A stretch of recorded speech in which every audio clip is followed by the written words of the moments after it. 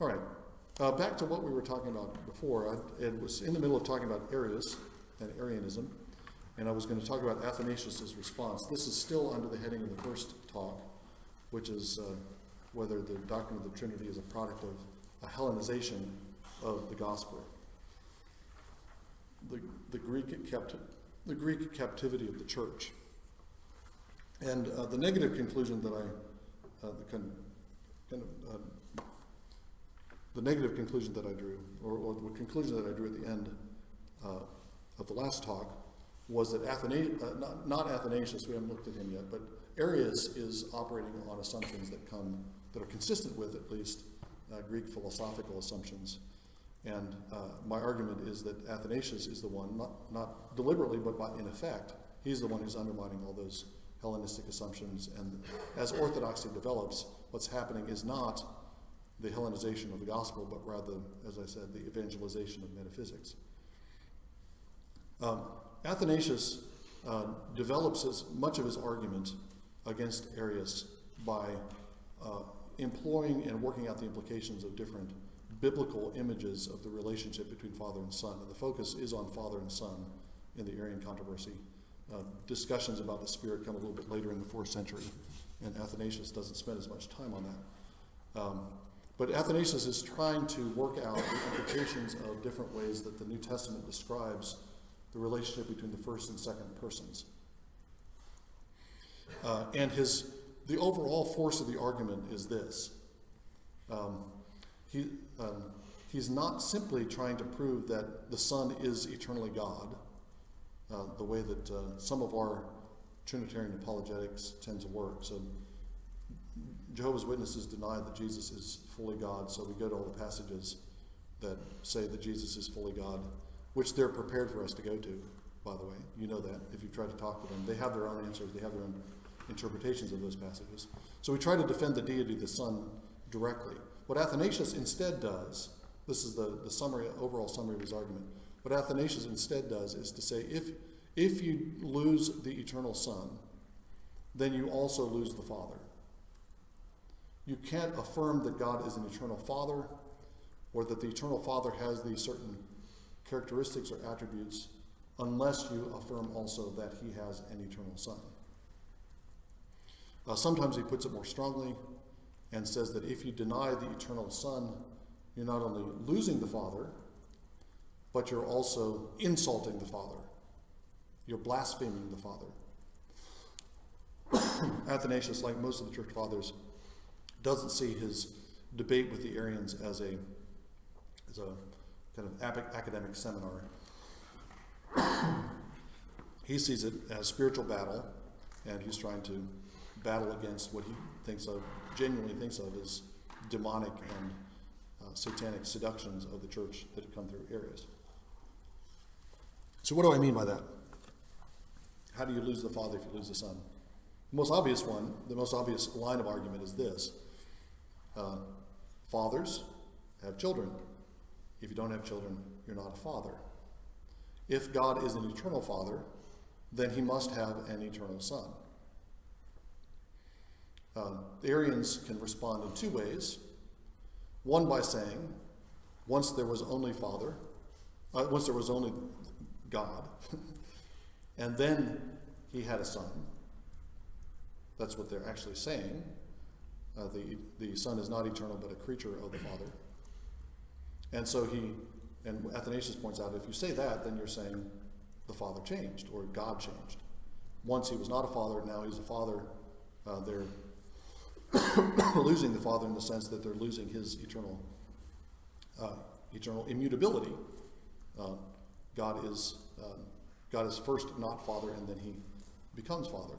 The other option for the Arians is to deny that God is eternally Father, which some Arians do. Arius himself doesn't appear to do this, but some later Arians begin to use the word unbegotten as opposed to the word Father to describe the one who made the Son. That's a logical move for them to make because they can't really they accept the force of Athanasius' argument. Yeah, we can't call the first person Father unless he has a Son. We don't believe he has a Son eternally, therefore we can't call him Father. But Athanasius goes on to say that if you do that, then you don't really know who this God is who makes a son, what his character is. If you know that he's Father, then you know something about his attitude toward you, because his eternal attitude toward his Son is going to be reflected in his eternal attitude toward you. If he's just the unbegotten, what does that mean? How do I relate to an unbegotten? Is an unbegotten merciful as a father is merciful to his children? Does the unbegotten give good gifts to his children? Might the unbegotten perhaps give us stones when we ask for bread? Who knows? Fathers don't do that kind of thing. But who knows about an unbegotten? If we lose the eternal Son, then we can't affirm the eternal Father. And if we don't know that God is an eternal Father, then we don't really know who God is at all. That's one kind of line of argument, the obvious one with Father-Son language. But Athanasius also uses other images of the relation between God and the Son from the New Testament and spins out similar kinds of arguments. So this from the first chapter of Hebrews. God, after he spoke to long ago to our fathers and prophets in many portions and in many ways, in these last days has spoken to us in his Son, whom he appointed heir of all things, through whom also he made the world. He, the Son, is the radiance of his glory and the exact representation of his nature, and upholds all things by the word of his power. When he had made purification, he sat down at the right hand of the Father, of the Majesty on high, having become as much better than the angels, as he has inherited a more excellent name than they. Okay. And Athanasius fixes on verse 3. He is the radiance of his Father's glory. The Son is the radiance of his glory. He's spoken of God, and God has the Son who speaks, who now has spoken to us.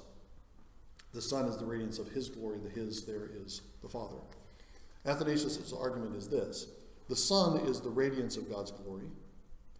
We can say, once the Father was glorious, but had no radiance, and then began to radiate. That's what you would have to say if you're an Arian.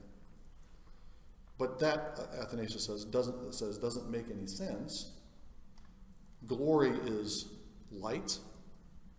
Glory necessarily radiates. If you have a light source that doesn't actually give off any radiance, what kind of light source is that? That doesn't. You have to have radiance in order to have light. If God is an eternal light, he has to have an eternal radiance. That Arians could say, well, yes, he has an eternal radiance. Is the radiance that is his own radiance as the Father? And then Athanasius points back to Hebrews 1 and says, well, no, the Son is being identified as the radiance. The Bible makes that equation. So if the Father is eternal light, he must have eternal radiance, and we know who that radiance is because he's the Son. Otherwise, you say he's a light without radiance, which is nonsensical, pointless. If Athanasius had known Stephen Hawking, he would have said something like, a light without radiance is nothing but a black hole. It has to have radiance. So again, if you lose the Son, the radiance, then you lose the Father as the light that gives off a radiance. Because in order to have a light, you have to have the supplement of a radiance that's coming from the light. Okay. Another kind of argument that he constructs is along these lines. This is from 1 Corinthians 1.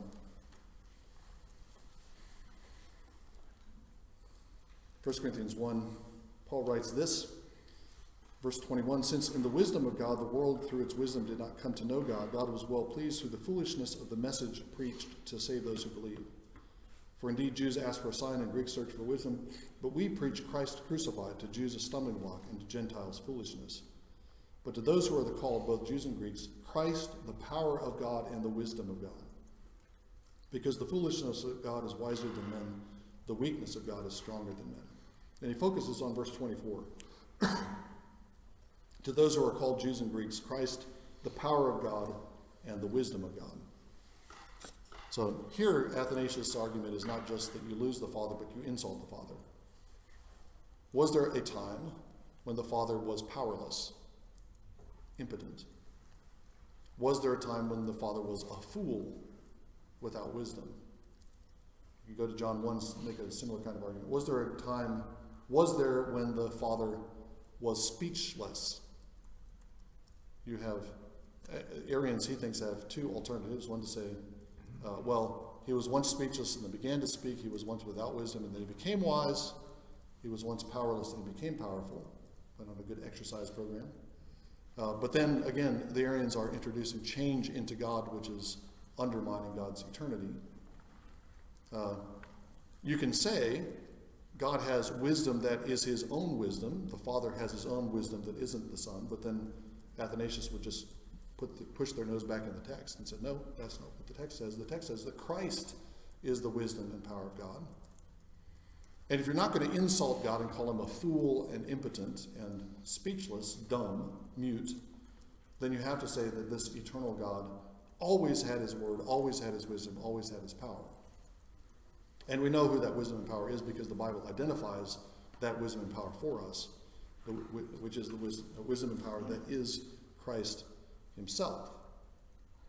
Athanasius, along these same lines with the image of, not the image, but the reality of Father and Son, that way of describing the relation between first and second persons, God and his wisdom, God and his power, God and his word. In all of these ways, Athanasius is also saying that the Arians are accusing God of fruitlessness, not just impotence, he has no power, but he's not fertile. You have this unbegotten something that is not eternally productive of something. And Athanasius wants to say that's an insult to God. God is eternally productive insofar as, and in that he has an eternal Son that he begets, an eternal wisdom that is with him, who is his Son, an eternal power, an eternal word that he speaks. Okay. So those are the kinds of arguments. He draws on other examples from the Old Testament. Jeremiah 2:13 speaks about God as a fountain, and he does the same kind of argument there. If you're going to have a fountain, a spring, but then you don't have anything that's flowing from the spring, not much of a spring anymore. Okay? A spring, by definition, is not only the water that's bubbling up, but also the flow that comes from it, the supplement of the flow that's coming from the spring.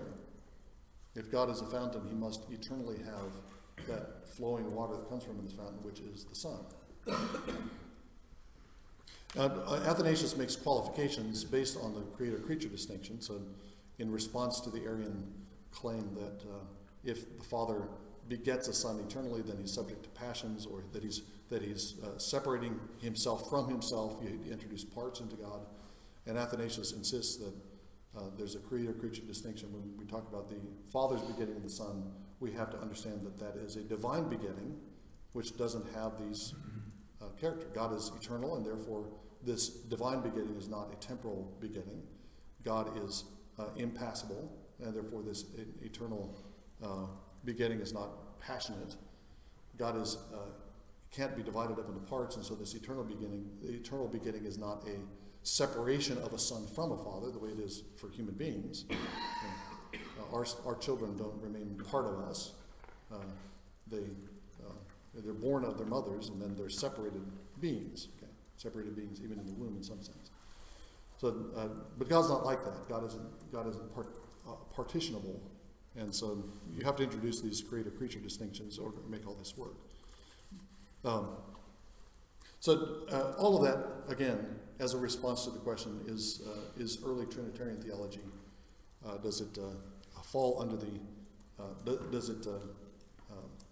is it in fact succumbing to Hellenic or Hellenistic philosophical assumptions? And I think the opposite is going on. And Athanasius is a great example of a early Trinitarian theologian who is not he employs philosophical categories sparingly, but he employs them in order to defend the biblical picture of God, and in defending the biblical portrait of God, the biblical revelation of God, he's undermining the assumptions, the Greek assumptions that come out of the heretics rather than the ones that he's sharing. Let me pause there and see if there are any questions or comments back. I'm going to launch into the next topic in a second. Yeah.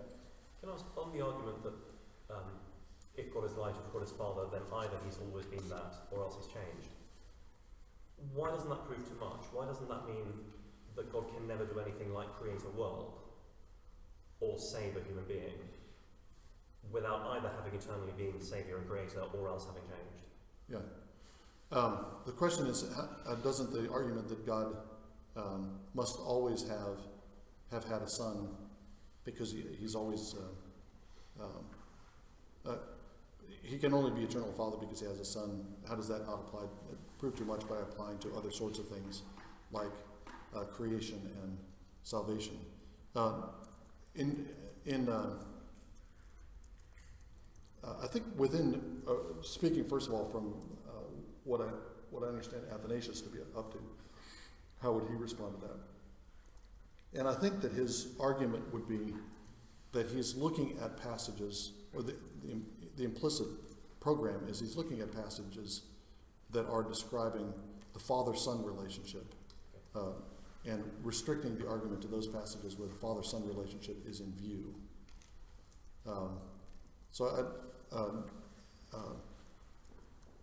Athanasius would certainly not say that God must create, that he has some need to create, or that creation is eternal. So I think that would be at least, I don't know if he ever makes that argument, but that would be the implicit setting in which he's discussing it. I think that just to add to that from my end, I think that what we're dealing with in that is this is a pretty common insight from Trinitarian theologians throughout the centuries, that what we're looking at in the acts of creation, the acts of redemption, are created effects, created copies, as it were, of inter-Trinitarian relations. So somebody like Thomas Aquinas says this, that the creation of the world is the procession it's rooted in the eternal exemplar of the Father's begetting of the Son. And then when you have the procession that, like Augustine, Thomas distinguishes between the processions, which are the goings out within God, and the missions, which are the goings out from God. And the processions are always the root of the missions. And Aquinas describes it as in this way, that you have the processions to which is annexed a created effect, and then you have creation. So there's something in God's own life that sets the pattern for the root, and that's inherent in Him, so that in some sense you have to say creation is a new thing that God does because it comes into being. But then Aquinas rather is struggling to make sure that this is an expression of something that is inherent in God, that the Father-Son relationship is still the root of that creative act. Yes? So you made the point that the Arians are the real Hellenists. Yes. Because of the categories they deploy. But then you were saying that Athanasius defends that in part by saying to them, but your views mean God changes. He's sort of arguing to defend his position by using the fact that God's impassible. Right. I guess some of the people you mentioned, kind of German liberals, yes, who want to do away with impassibility, yes, would say, oh, but you're both arguing from Hellenistic metaphysics against each other, and so you both got it wrong. Even if Athanasius gets one up against the Arians, you're both actually arguing from premises which you shouldn't. And you might go into more of that later. Yes. Yeah, we'll discuss more of that this afternoon. But you're right. Those are the places where Athanasius certainly does have assumptions about divine nature, as it were, that as far as I've been able to find, he doesn't really defend. He just takes as givens, and partly because he doesn't have to with the Arians, because he and the Arians share those assumptions about the creator-creature distinction. Passibility would be one, temporality would be another, and so he's always making that distinction. So the Father begets the Son, but not in a way that involves temporality. So because that's again just a basic premise. So the charge of Hellenization could come back at that point, even though in other ways that he's undermining he's undermining the assumptions of the Arians. Yeah, I think that it'd probably be best to reserve until after the afternoon talks before we talk about that more, because I will comment on that some. Yeah. If Jesus is understood to be sort of the wisdom, the power, the glory of the Father, and yet the attributes of deity are shared, as it were, between the persons. So God has one power, one wisdom, one, how do you reconcile those two perspectives in terms of if it's Jesus, and how can it be something that the Son, like the Father and the Spirit, share in common? Yeah. Good question. Question is if you take Christ is the wisdom of God as a statement about the ontological Trinity, that's how the Father has wisdom is because he has a Son, then how can you talk about wisdom as a shared attribute of the persons, as some attribute of the substance? And that's a really interesting question. It just as a historical matter, I think that Athanasius doesn't really address that. I mean, just limiting myself again first to the historical context I'm talking about. I don't think Athanasius discusses that. He takes 1 Corinthians 1:24 straightforwardly to mean that the Father's wisdom is the Son. So the Father's wisdom is begotten by the Father, and it's not as if the Father has wisdom other than that. That doesn't make the Father's wisdom alien to him, because just as the Son is his own Son, idios is the Greek term that he consistently uses, so the wisdom is his own wisdom. But that is the wisdom of God, is the Son. But it belongs to the Father because the Father begets him. Now you go to Augustine, and Augustine discusses that same passage at great length in De Trinitate, and he says the opposite. He says it's nonsense to say that the Father could generate wisdom if he didn't have it first. He must have wisdom of his own before he can generate the wisdom. He goes through and tests the Athanasian proposition. He doesn't cite Athanasius, but he tests that Athanasian proposition that maybe the wisdom of God is the Son. He says that doesn't make any sense, because how can a God without wisdom generate wisdom? There is some shift there. I haven't explored beyond noting the difference between the way that Athanasius and Augustine deal with that passage. But I think that does. I'm actually inclined more toward the Athanasian view of that. And I think what he implies in that is that we're talking about one God, but we're talking about one God within whose life there's a mutual dependence of the person. So, and that has to be the case in some respect, because the Father is not himself Word, but the Father speaks the Word, and so the Father, in order to, is dependent on the existence of the Word, or the eternality of the Word, to be an eternal speaker. And again, Athanasius is applying the same logic to wisdom. I think that leaves questions like yours, which I don't have a clean way of resolving. But I think that it describes a triune communion that's more interdependent. Augustine seems to be saying that each person has to have all these attributes kind of in himself, which is hard. It's kind of an odd thing to say, that the Father, who is only Father because he has a Son, still has all these attributes that are somehow his own before they become the Son.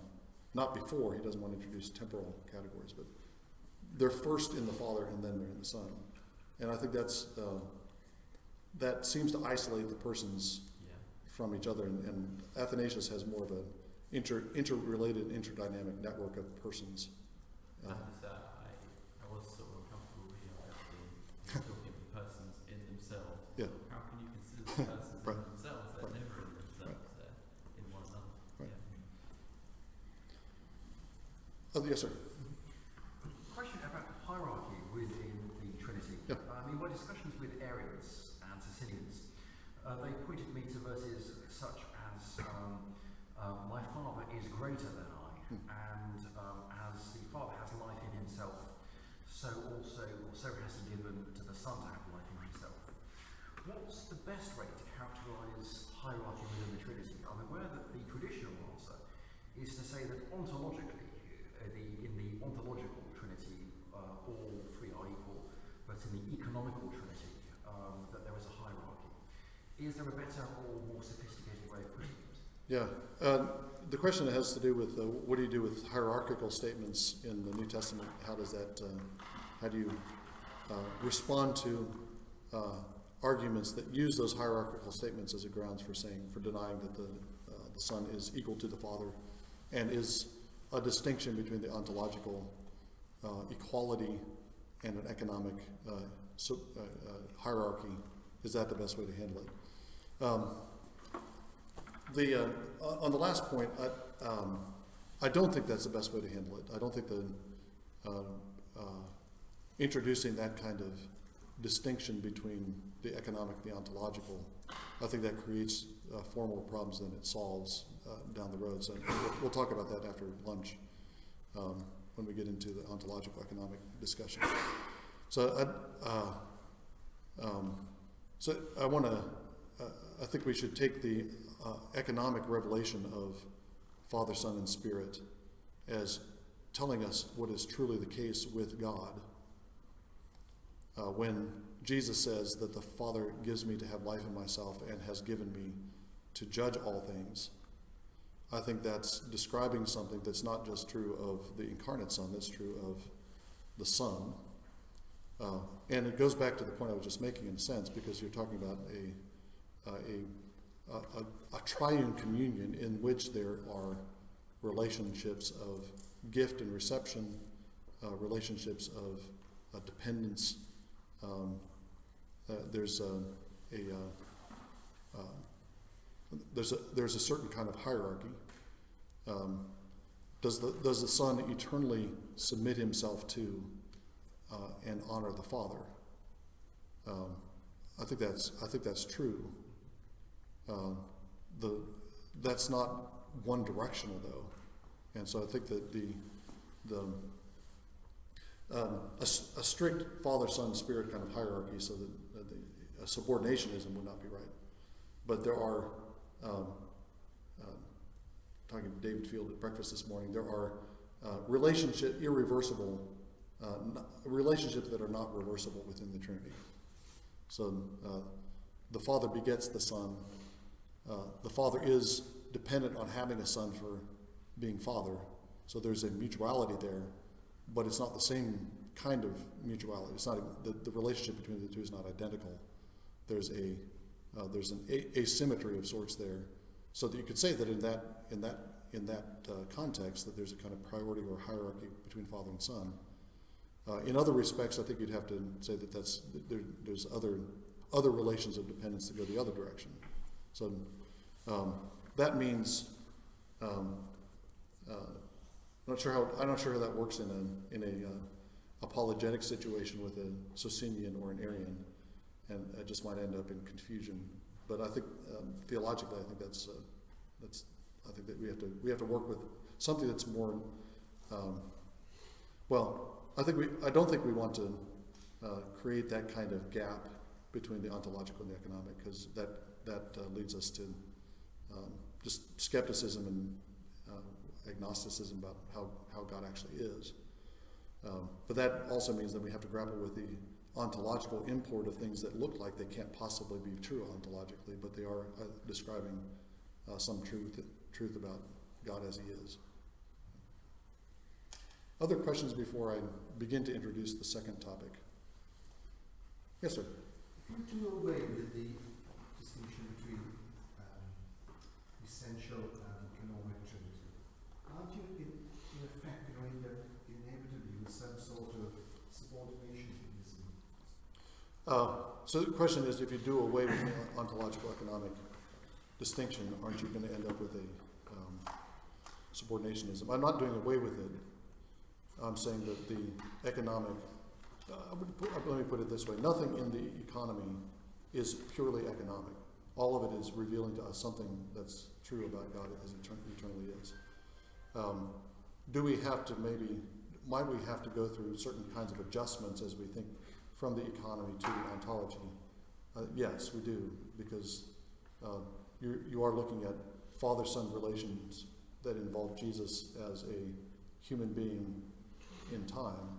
That's different from the father-son relation that exists eternally. But that still gives us a clue and an insight into the ontological Trinity. So I'm not trying to erase the distinction.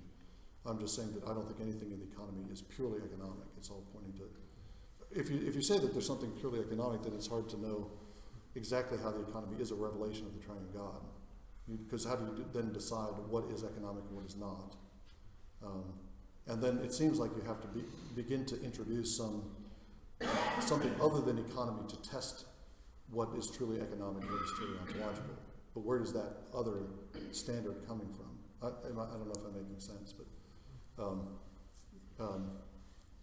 we'll discuss this more after lunch, and maybe, I don't know if it'll be clearer or it'll be more satisfied, but we will get back to it.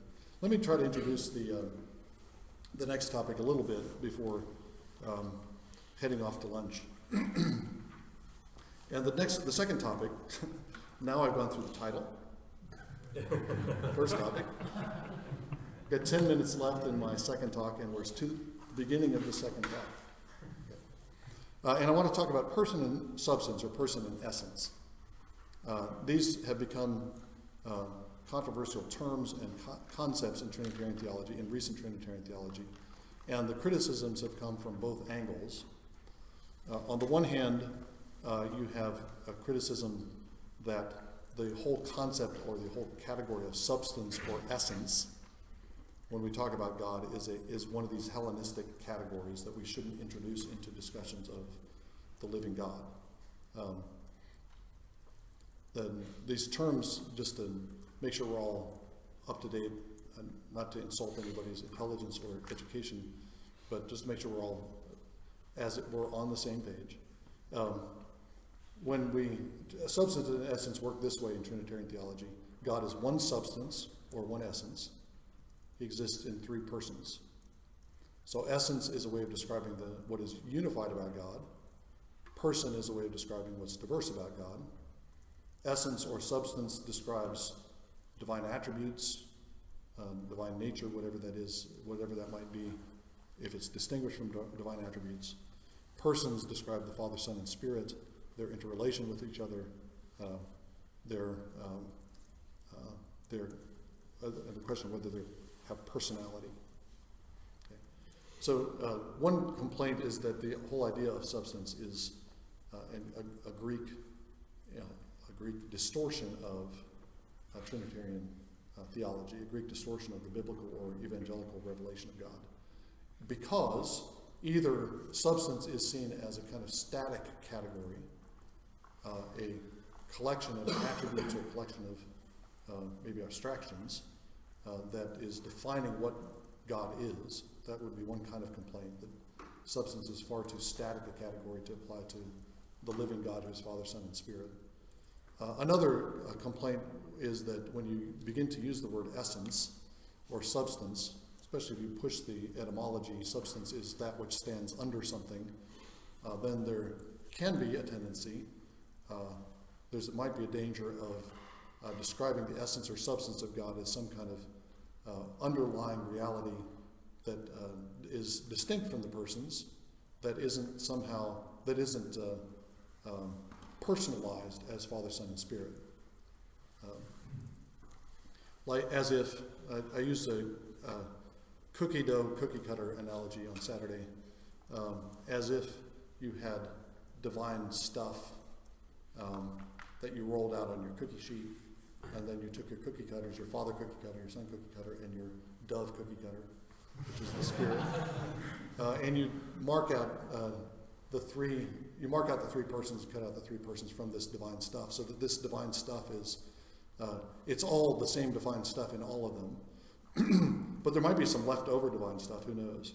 Usually you do have some leftover dough, and you've got to do something with it. And if you use the word substance as something that stands under, that underlies the Father, Son, and Spirit, is that what we're really talking about when we're talking about God? Is that divine stuff? Is the essence of God the real God, and these three persons are just expressions of that real God. That would be a modalist distortion. But the complaint is sometimes that the whole notion of substance kind of lends itself to that idea that there's a quaternity rather than a trinity, that you have Father, Son, and Spirit, and then this leftover dough, or you have Father, Son, and Spirit that are expressions of the more basic divine reality, which is the divine essence. If you go in that modalist direction, you end up with serious distortions, something along the lines of I was just talking about with the ontological economic discussion. If God is not triune but reveals himself as triune, then we don't yet know who God is. We know that he pretends to be Trinity, but we don't know that he actually is Trinity. And so if we want to know the real God, we've got to somehow bypass the economy of Father, Son, and Spirit in the gospel and get to the real God, to the essence of God. I think one kind of complaint might be lodged against statements like, this complaint might be lodged against statements like these, which you find in everybody from Thomas Aquinas to John Calvin and beyond. We don't know the essence of God. When you say that, what is it that you're not knowing? You know the Father, Son, and Spirit, but the claim is that you don't know the essence of God. You don't know what God is. If you're saying you don't know kind of the chemical components of God, well, obviously that's true. There aren't any components to God. But it can sound like you're saying that that the three persons create some kind of screen beyond which there is God, to which you want to have some kind of access. But to do that, you have to kind of pass through and beyond, and maybe in some kind of mystical ascent, you can pass through and beyond the Father, Son, and Spirit to God as he actually is. And sometimes this is the claim is that this is the kind of thing that Aquinas ends up doing late in his life when he has this mystical encounter with God and declares all of his previous theological work to be nothing but straw, stops writing, spends the rest of his days in contemplative prayer because he has a vision of God. He said all these things about God, about God's the pattern of history with the world going out from God and returning to God, all this stuff about the nature of Christ and the work of Christ and the church. He's written about all this stuff, but then he has an encounter with God, and all of these words that he's been speaking, just kind of fade away. That could be an experience or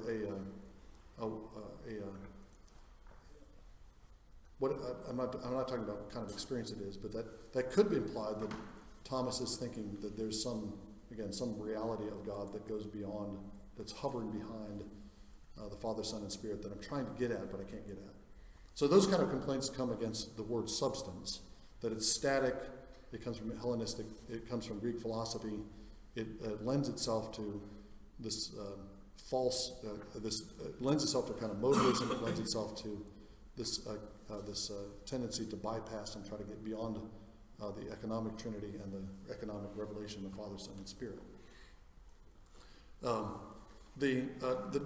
The idea of person has been a topic of considerable discussion in contemporary and debate within contemporary Trinitarian theology. There's a more long-standing issue here about the meaning of the word person. And part of the difficulty here is the complications of the history of the terms that are used for person. On the Greek side, in the early Greek theologians, you will originally find the term hypostasis being used to describe what is one in God. Hypostasis is just Greek substantia. It's underlying, it's standing under. So hypostasis and substance are etymologically identical. Hypostasis is the Greek form, substantia is the Latin form. So originally, hypostasis means what's one in God. It refers to God's essence. Later, that same term becomes the technical term for what is three in God, and it's no longer orthodox. It's heresy to say that God is one hypostasis. You have to say God is one ousia, one being or substance or essence, and three hypostases. So if you distinguish between essence and person, hypostasis during the course of a couple of centuries moves from one side of that discussion to the other. That causes confusion. Especially when later on you can't say what earlier writers had said, which is God is one hypostasis. That's a significant shift. Then you also have the difficulty of another term that's used in both Latin and Greek that's equivalent terms, or virtually equivalent terms, prosopon, which can mean mask or appearance, face, persona, which also can mean role that you're playing or mask. So if you say if you take the natural meanings of those terms and say God is three prosopa, you're saying that God has three faces, he plays three roles. He's like an actor on the stage who happens to have three different roles in a play. I watched Pericles last evening at the Globe, and they had a cast of maybe a dozen for 20 some odd roles.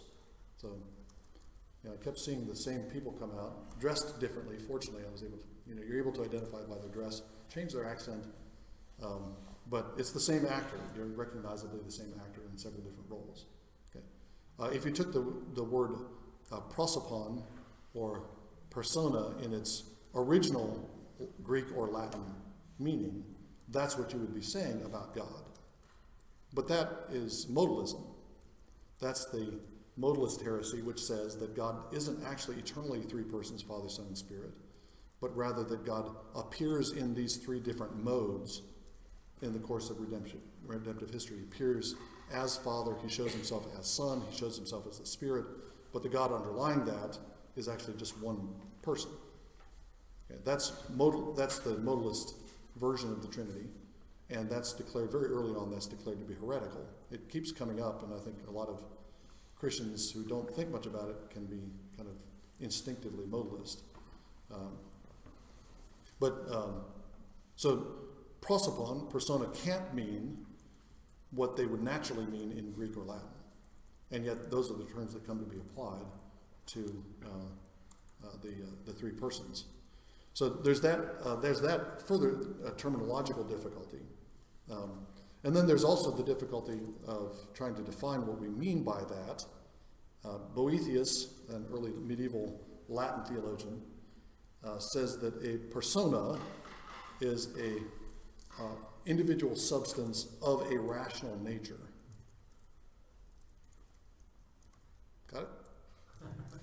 An individual substance, or sometimes translated as subsistence, of a rational nature. So you have a nature, human nature, let's say, that is shared by all the particular human beings that exist. We're all human beings because we all share in or participate in this nature. What Boethius is saying is that a persona, a person, is an individual substance or an individual subsistence of that nature. Steve Jeffrey is an individual subsistence of the rational human nature. There's this general, and all of you are, your individual instances of it. And then applied to God, you have individual subsistence of divine nature. That's what makes the three persons. This has been criticized in some contemporary theology largely because of what it looks like a fairly metaphysical and abstract way to describe persons. It seems to leave out the very things that we think of as characteristic of persons. relationality, love, consciousness, freedom, moral character. It doesn't necessarily imply anything that we would recognize as personality. When you say that a persona is an individual instance or subsistence of a rational nature, all you're saying is that you have this general nature and you have individual beings. It's a rational nature, so you're implying rationality for that person. But all the other things that we tend to associate with personality are not included in that. And then when you apply that to the divine persons, what are you saying about them? Are they persons in the strong sense that we use the term? And that brings us into the contemporary discussion, which I'll pick up again after lunch. The contemporary discussion is a discussion about that question. In what sense can we, the contemporary discussion about person applied to the three persons is a question about how closely the terminology in Trinitarian theology matches our normal usage of the term person. When we say that the Father is a person, are we attributing something like what we think of as personality to the Father? And if you're using the Boethian definition, then you're not really doing that. Okay, you're just saying that he's an individual substance and subsistence of the divine nature. You're not attributing any particular character of love, capacity for speech, capacity for self-consciousness, capacity to enter into I-thou relationships, whatever we want to say about personality, that in modern parlance. We're not actually saying that if we use the Boethian definition. The criticism or the claim is that if you say that the persons of God are personalities or have personality in this strong sense, then you're falling into tritheism. You have a very small group of divine persons. It's, what we've done when we've gone from the Olympians to the Trinity is just quartered the number of gods. We've gone from 12 to 3, but we haven't really escaped polytheism. You have a tritheism in place of a 12-god pantheon would be. So the danger is if the claim is that you're in danger of tritheism if you emphasize the personality of the persons. The claim on the other side I've already mentioned is that if you don't say that the persons have personality, then what are we saying about their capacity for relation with us, with one another, and all those other characteristics of personality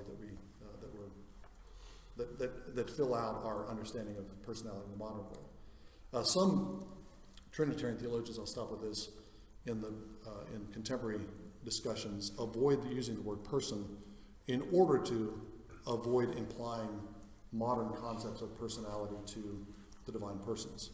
So Karl Barth, I mentioned as one of the great initiators of this Trinitarian revival.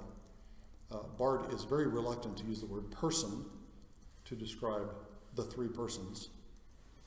He believes God is personal, and he believes Trinitarian theology is about a God who is personal, who can enter into relation. But he's worried that if he uses the word person of the Father, Son, and Spirit, then everybody's going to say, oh yes, God is three people. God is three individuals who happen to somehow band together. And so he uses a phrase that unfortunately comes across in English translations, mode of being, which sounds a little like it might be modalist, because he just used the word mode to describe the three persons. He doesn't mean that, but he's worried about importing modern conceptions of personality into the Trinitarian theology, and he's worried enough about it that he changes the terminology and he avoids that traditional usage. We'll pick that up after lunch, but that's just trying to set up the problem. Again, both substance and person are issues in contemporary theology. Substance as a problem because it's seen as a Greek category, kind of a static category, and for and the other problems, and then the danger, the supposed danger of falling into tritheism if you stress the personality of the persons too much. So I'm going to stop there and see you after lunch.